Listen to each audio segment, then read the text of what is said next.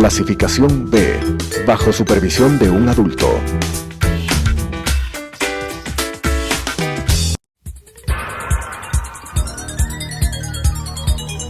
Las opiniones vertidas en este espacio por la producción y dirección del programa son de exclusiva responsabilidad de sus autores y de quienes intervienen en ellos.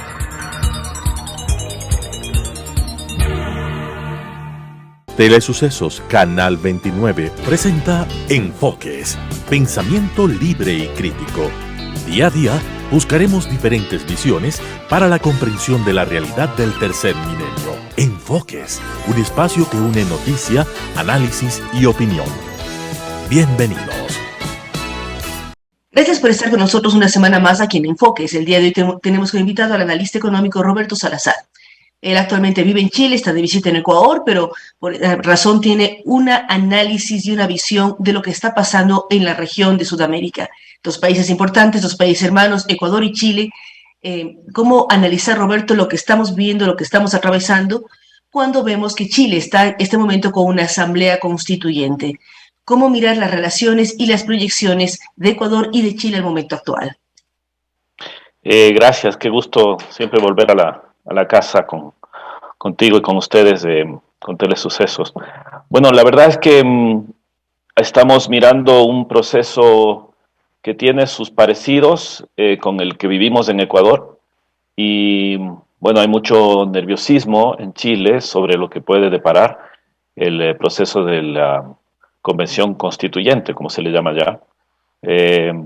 Básicamente creo que allá hay dos problemas que están empezando a observarse. El uno es que la lista del pueblo, que es la que ganó la mayor parte de los asientos en la constituyente y que estuvo muy ligada con el pueblo mapuche, y la presidenta actual es una mujer mapuche, ha empezado a perder un poco de poder en la vida real, ¿no? Tuvieron mucho poder en las calles, pero en la vida real no han podido sostener una propuesta política que vaya acorde al nivel de desarrollo del país, al nivel de instrucción de las personas y al nivel institucional que tiene el país. Entonces empieza a darse un proceso de semi-implosión, como se le llama ya en Chile.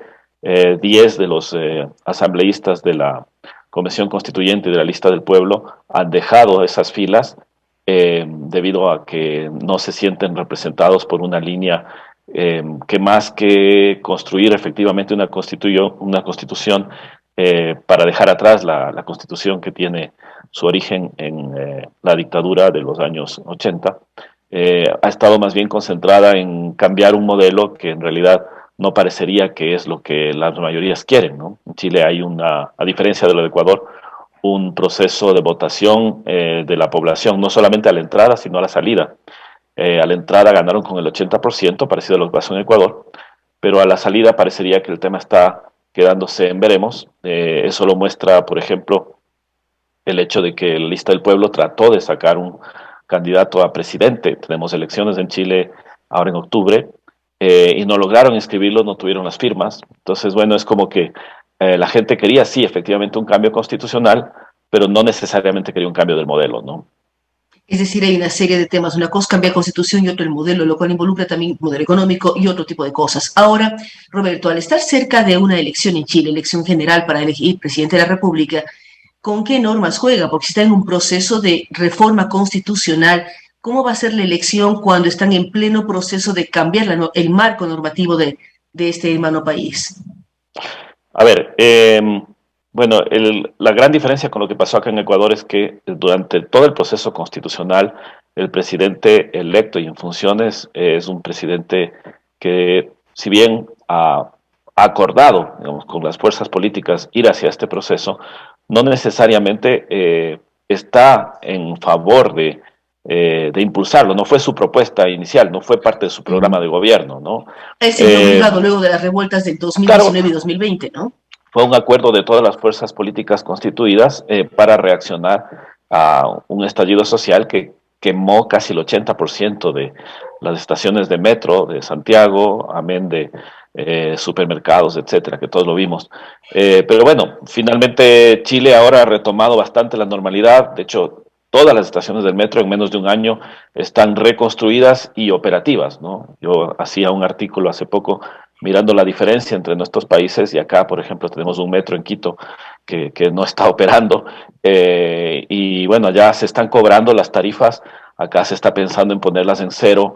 Son diferencias marcadas, ¿no? Allá había un estallido basado en el hecho de que el problema más bien era un problema de colusión y de captura de reguladores que empezó con la democracia, ¿no? Fue cambiando el modelo y, digamos, la economía social de mercado estaba funcionando de manera no tan eficiente como anteriormente, debido a que, digamos, algunas autoridades de gobierno luego pasaban a ocupar directorios en las empresas que recibían concesiones, y eso siempre hay que controlarlo, ¿no? Básicamente, la economía de mercado funciona cuando tú tienes competencia o cuando puedes regular los oligopolios o cuando puedes fijar desde superintendencias eficientes las tarifas con las cuales van a operar los servicios públicos. Digamos, acá había unas tarifas que estaban con muchas dudas de si eran las tarifas eficientes socialmente hablando, y los cálculos que se han venido haciendo y que hemos venido evaluando allá los economistas implican que efectivamente había que cobrar esa tarifa de metro, esa estaba bien, pero había muchas otras tarifas en distintos servicios que tenían que ser revisadas porque no estaban siendo bien controladas por las autoridades de Estado. Entonces, este Pero ¿por qué remesón... fue, Roberto, necesario este estallido violento para tomar en cuenta de los temas que nos estás comentando? El revisar tarifas, el ver su involucramiento social, el ver un momento dado bandas de precios, una serie de elementos, cuando desde fuera veíamos a Chile como un ejemplo de un sistema bien manejado, sobre todo en la parte económica. Es lo que se veía desde fuera y de pronto hubo el estallido. ¿Por qué hubo que esperar el estallido para visibilizar la problemática y que efectivamente la población tenía razones de generar o de mostrar descontento? No es lógica la violencia bajo ningún punto de vista, pero no podía demostrar su descontento frente a tarifas que estaban realmente molestando o generando problemas económicos. También podemos hablar del tema del acceso a las universidades o de las universidades pagadas. Hubo una serie de elementos que generaron el estallido de violencia.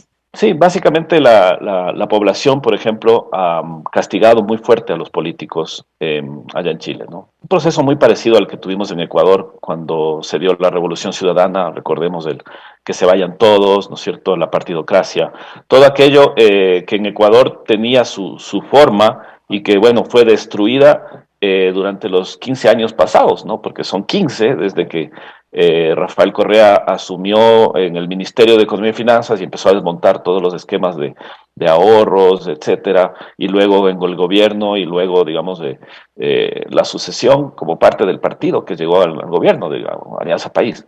En el caso de Chile, los partidos de centro izquierda e incluso de izquierda, si tomas en cuenta a la socialdemocracia que gobernó luego de 2 gobiernos de la democracia cristiana y posteriormente llegó al poder el socialismo, fueron desmontando el modelo de regulación y el modelo de gestión independiente, institucionalmente hablando. La justicia también fue desmejorando. Y claro, esto es un proceso lento que en algún momento como que estaba allí, se veían las cosas venir, pero como que todo el mundo decía, bueno, el país sigue funcionando, funciona bien, seguimos creciendo poco, pero crecemos, y se pensaba que había que hacer ajustes menores a la estructura. Yo recuerdo, digamos, por mi gestión allá, que muchos de los cambios que nosotros sugeríamos basados en lo que vivimos en el Ecuador no eran tan tomados en cuenta en el nivel de autoridades o del mercado, porque se suponía que todo estaba funcionando bien y no había que hacerle innovaciones. Creo que esa demora hizo que finalmente, como dicen en Chile siempre, las cosas a la larga en Chile se hacen siempre por la fuerza y un poco por la razón. Entonces tuvo que llegar la fuerza para pedir este cambio y volver finalmente a un esquema en el cual la regulación, el funcionamiento que pide la población desde su nivel educativo y desde las instituciones mismas y desde un poco el derecho en sí y también desde la lógica técnica de la academia, toda la sociedad se ha manifestado abiertamente en torno a un modelo que no va a cambiar. Y eso creo que es un poco la gran conclusión de todo este periodo, más o menos parecido al caso de la dolarización en el Ecuador. La gente finalmente, cuando se ve los candidatos que esta semana quedaron inscritos, no quedó la lista del pueblo, el Frente Amplio, que es como la izquierda, allá no digamos, no presenta una matriz de cambios tan potente como podría haber presentado el comunismo, que perdió las elecciones primarias frente al Frente Amplio. La democracia cristiana está por allí y finalmente la derecha puso un candidato que es independiente y que está más ligado a los grupos demócratas cristianos, que allá son más ligados a la centroizquierda que acá o que en Alemania. Y finalmente a la derecha ya accedió José Antonio Cast, que ha ido subiendo y posiblemente pueda llegar incluso a superar el 10% de las elecciones del electorado, ¿no? Entonces, es como que básicamente el tema se ha ido calmando y el modelo efectivamente va a terminar mejorando con las reconstrucciones de la economía social de mercado que ameritaba, sin destruir Lo que el no, lo que no modelo entiendo, capitalista. Roberto, es qué está haciendo la constituyente, porque sí, o la asamblea, o como se le llama en Chile, y que están haciendo un nuevo proceso constitucional.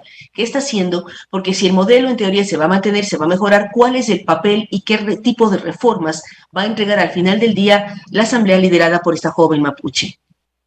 Mira, hay dos cosas que hay que comprender. El acuerdo entre partidos impuso dos condiciones que son muy diferentes a la de Ecuador. La una es el plebiscito de salida, ¿ya? Y si es que, digamos, las elecciones van a estar muy pegadas al proceso de la votación del plebiscito de salida, las tendencias que marca la elección presidencial también marcan lo que va a pasar con la constituyente. Eso es muy diferente a lo que pasó en Ecuador. No se le dio poderes plenos como para instituir un modelo y ellos han tratado de colocar la agenda, pero no lo han logrado porque saben que no se pueden ir por fuera de lo que la gente finalmente quiera y cada vez van perdiendo poder. De hecho, ahorita se está investigando, por ejemplo, al casi candidato de la lista del pueblo por financiamiento irregular y por haber presentado firmas que eran ante un notario que ya había fallecido. Entonces, son elementos que finalmente la opinión pública va recogiendo y eso también va golpeando sobre la constituyente porque no puede irse más allá de eso. Y la segunda cosa es que cualquier artículo que se apruebe necesita la concurrencia de 2/3 de los constituyentes. Los 10 constituyentes de la lista del pueblo que abandonaron filas están plegando a posiciones más de centro que de izquierda y la derecha se ha mantenido en sus líneas y digamos como que se empieza a generar un consenso de hacia dónde va a ir la constitución y claramente así como en el gobierno de Pinochet, en el gobierno de Elwin, en el gobierno de Frey, en el gobierno de Lagos, en el gobierno de Bachelet, Piñera 1, Bachelet 2, Piñera 2, no ha cambiado el modelo, no se esperaría que el modelo efectivamente vaya a sucumbir, sino mi intuición es que al contrario se va a fortalecer y va a parecerse más a los modelos de los países europeos, porque digamos ese es lo que finalmente todo el mundo está esperando, ¿no? Mejor regulación y un poco más de distribución. Eso es muy importante lo que Roberto menciona, mejor regulación y mejor distribución, para que todos se sientan involucrados y sientan parte de, y además se dé una respuesta a todos los estallidos, las críticas, los pedidos de la población chilena. Ahora, Roberto, tú estás ahora en Ecuador. ¿Cómo miras lo que está pasando en Ecuador? Está presentada una reforma presupuestaria para el año 2021. Ahí se ha cumplido con ofertas de campaña como el tema vacunación. ¿Cómo miras el cambio de modelo en cambio en Ecuador, luego de los 15 años que mencionabas, liderados por Alianza País o UNES, que se llama ahora? Mira, yo veo con mucho optimismo, como lo están mirando los mercados internacionales. Hace poco había un reporte de Bloomberg sobre Ecuador como el niño mimado, casi como lo veíamos en los años 70 y 80 al Ecuador como una isla de paz. Empieza a observarse aquello, al menos en lo económico, y eso es merced a una dolarización que es un modelo que finalmente cumple 20 años, ¿no? La proforma que tú mencionas es fundamental, porque cuando uno no tiene política monetaria, porque no tiene moneda propia, entonces la política fiscal y el presupuesto general del Estado es la herramienta central en la cual se va a observar efectivamente, si es que se mantiene el equilibrio fiscal, si es que se mantiene la inflación baja, por lo tanto, y si es que se mantiene el tipo de cambio real en orden, con lo cual se va a poder tener una balanza comercial, exportaciones más favorables e importaciones más bajas y tener circulante en la economía. Y obviamente, además, enviar señales para la inversión extranjera directa, ¿no? Que es, digamos, el modelo central en el cual hay que concentrarse. Yo, digamos, en estos días he venido por temas más bien familiares y también empresariales, justamente de los temas de aceleración de inversiones que estamos haciendo en toda la región, y sentimos cómo hay, digamos, interés manifiesto por los mercados de capitales hacia el Ecuador, no solamente como una inversión de refugio por el tema del dólar, sino también como un tema de productividad, ¿no? El Ecuador tiene a su favor varios aspectos, no solamente por la coyuntura política, sino que por el tema del dólar, pero el clima, la riqueza en términos de agua y de recursos naturales que poseemos, la localización geográfica para el tema logístico, el nivel de capital humano de nuestra población y también algunos de los elementos institucionales que se han venido desarrollando a partir del proceso en el que nosotros ya pasamos por el tema constitucional. Básicamente lo que está pasando es que acá, en función de este Ecuador del encuentro que ha planteado el presidente Lasso, hay credibilidad en términos de que se pueda llegar a un proceso ordenado, no solamente del tema fiscal o económico, sino también social y político. Es muy grato para los mercados afuera y también sale, digamos, en las noticias. A mí me toca viajar por la región por mi trabajo y se observa, digamos, como Perú, Colombia, el mismo Chile, no se diga Argentina, mucho menos Venezuela, Nicaragua, digamos, están todos los países muy complicados. Alguien hablaba de que cambiarse de país con los capitales en América Latina es como cambiarse de camarote en el Titanic en términos económicos. Pero bueno, Ecuador en eso empieza a aparecer como una luz y la transmisión de mando fue realmente muy ejemplar para los distintos países al tener un presidente que entraba, ¿no es cierto?, a entregar el mando en silla de ruedas, salía otro presidente con un bastón del brazo de la presidenta de la Asamblea, ¿no es cierto?, una mujer indígena, y digamos esta alianza que finalmente se dio fue muy interesante para todos porque finalmente si es que la socialdemocracia junto con la democracia cristiana, junto con la derecha y también la centroizquierda y digamos el indigenismo dialogan y llegan a acuerdos, digamos el futuro del Ecuador es brillante, ¿no? Esperemos que así sea. Hay muchos temas importantes que has topado. El tema del sistema monetario, el hecho de mandar una reforma presupuestaria a tiempo, además apegada al no tener un sistema monetario propio. No tenemos una moneda que no es la nuestra, pero con ella hemos vivido y es lo que ha unido muchísimo al Ecuador desde el año 2000. Y cómo mirar esta posibilidad de atraer nuevas inversiones, de abrir nuevos mercados que está empeñado el presidente Lasso. Acaba de visitar México y uno de los temas fue la Alianza del Pacífico. ¿Cómo ir cimentando buenos acuerdos, buenas alianzas por parte del gobierno ecuatoriano? Mira, ahí, claro, la gestión internacional es fundamental. Una buena muestra de ello es, digamos, el proceso de vacunación, que hay que mirarlo, digamos, en el análisis, no solamente como el cambio frente a una realidad anterior, que posiblemente heredó favorablemente algunos elementos, que hay que reconocerlos, así como heredó problemas también, pero es el cambio del modelo de gestión y el cambio en la innovación lo que corresponde entregárselo con todo al gobierno, es decir, el poder utilizar la tecnología, el poder utilizar las bases de datos, el poder utilizar las plataformas que estaban montadas en el país en beneficio de un proceso y segundo, el poder hacer alianzas no solamente público-privadas, sino público-privadas comunitarias y con ONGs. Bueno, lo que tú sabes que nosotros siempre promulgamos, que es el tema del hexágono, que no es por un invento nuestro, sino que tiene su origen en los modelos de desarrollo en Europa, en el Benelux en particular, y también en el Reino Unido. Es decir, la sociedad,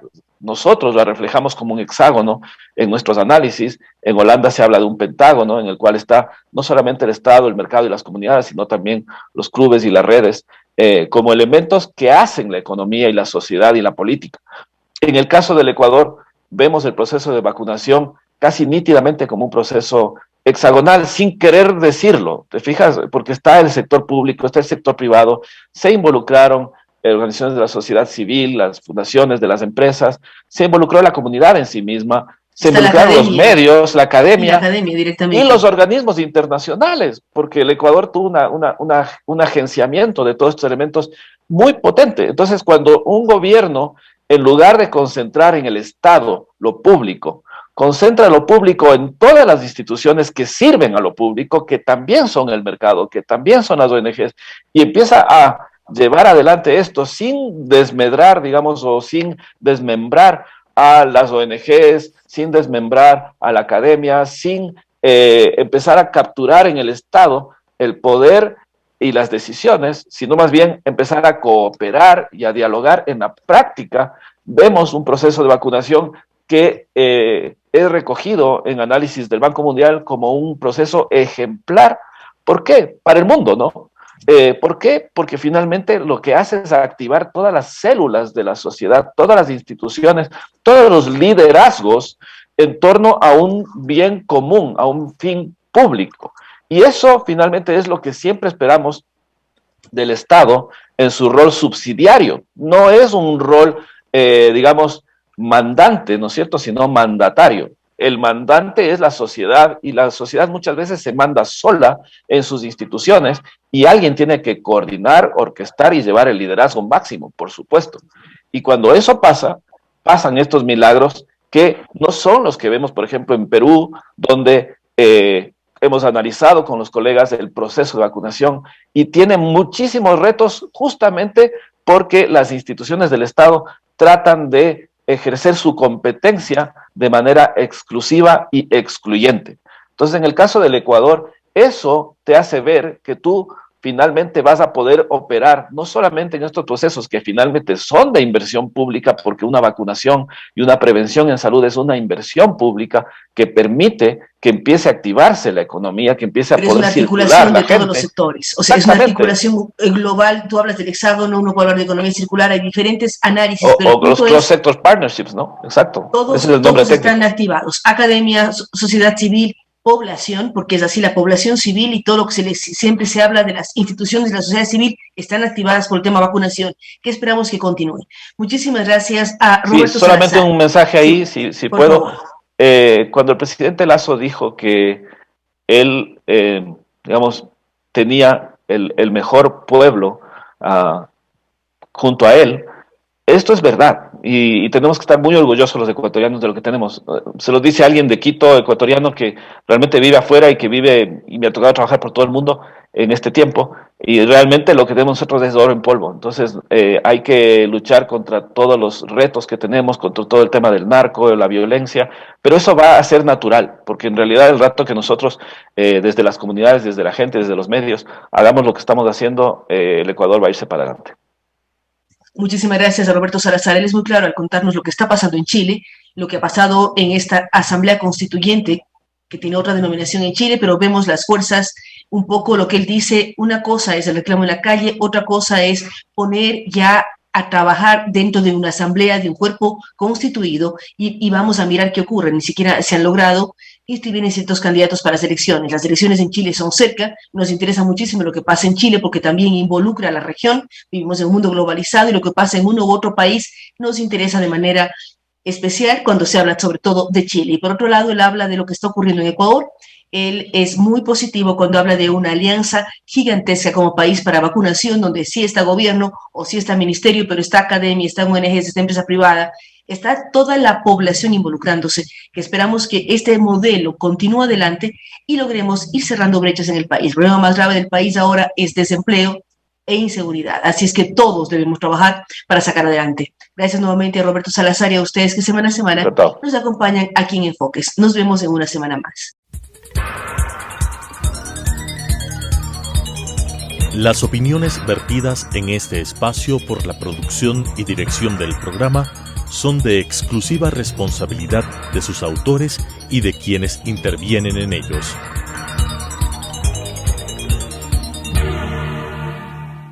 Telesucesos Canal 29 presentó Enfoques, pensamiento libre y crítico.